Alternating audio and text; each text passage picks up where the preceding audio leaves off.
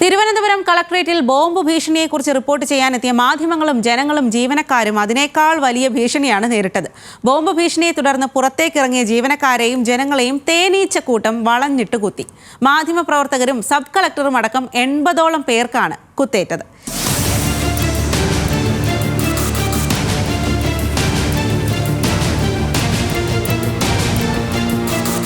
ഉച്ചയ്ക്ക് 2 മണിയോടെയാണ് തിരുവനന്തപുരം കളക്ടർക്ക് ഇമെയിലിൽ ബോംബ് വെച്ചിട്ടുണ്ടെന്ന ഭീഷണി സന്ദേശം എത്തിയത്. ഇതോടെ ബോംബ് സ്ക്വാഡും പോലീസും അഗ്നിരക്ഷാ സേനയും അടക്കം കുടപ്പനക്കുന്നിലെ കളക്ടറേറ്റിലേക്ക് എത്തി. ബോംബ് ഭീഷണിയുടെ പശ്ചാത്തലത്തിൽ ജീവനക്കാരോടും കളക്ടറേറ്റിലെത്തിയവരോടും കെട്ടിടത്തിന് പുറത്തേക്ക് പോകാൻ ആവശ്യപ്പെട്ടു. പിന്നാലെ ബോംബ് സ്ക്വാഡ് പരിശോധന തുടങ്ങി.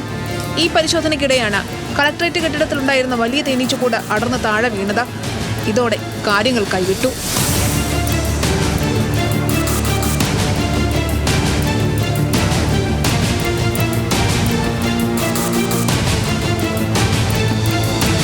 കൂട് താഴെ വീണതോടെ തേനീച്ചകൾ ഇളകി. ജീവനക്കാർക്കും കളക്ടറേറ്റിലെത്തിയവർക്കും ബോംബ് സ്ക്വാഡിനുമടക്കം കുത്തേറ്റു. തേനീച്ച ആക്രമണത്തെ പ്രതിരോധിക്കാൻ ശ്രമിച്ചെങ്കിലും ഫലമുണ്ടായില്ല. പിന്നെ കണ്ടത് കൂട്ടപ്പലായനം.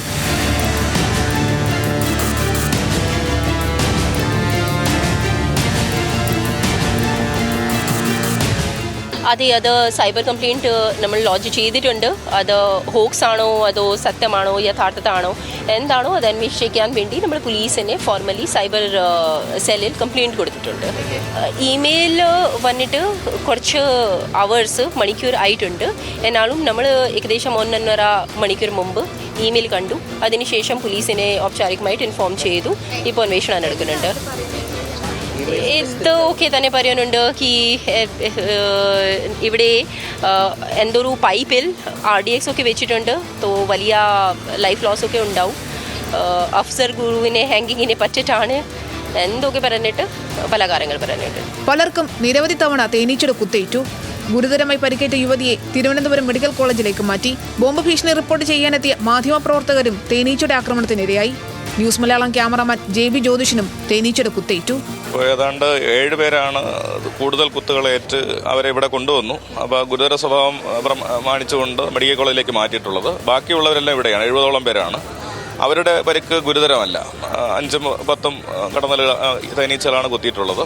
പിന്നെ മനസ്സിലാക്കുന്നത് പരിശോധനയുടെ ഭാഗമായി ബോംബ് ഭീഷണിയെ തുടർന്നുള്ള പരിശോധനയുടെ ഭാഗമായി ജനലുകളും മറ്റും തുറന്നതിൻ്റെ ഭാഗമായി അവിടെ കൂട് ഇളകി ഈ കൂടി നിന്ന ആളുകളുടെ ദേഹത്തേക്ക് ആക്രമിക്കുന്ന ഒരു സ്ഥിതിയാണ് ഉണ്ടായതെന്നാണ് മനസ്സിലാക്കുന്നത്. വന്നിട്ടുള്ള ബോംബ് ഭീഷണി സന്ദേശം വ്യാജമാണെന്നാണ് പോലീസ് ഇപ്പോൾ അറിയിച്ചിരിക്കുന്നത്. ഒരു ലേഡിയുടെ വ്യാജ ID നമ്പറിൽ നിന്നാണ് ഭീഷണി വന്നിരിക്കുന്നത്.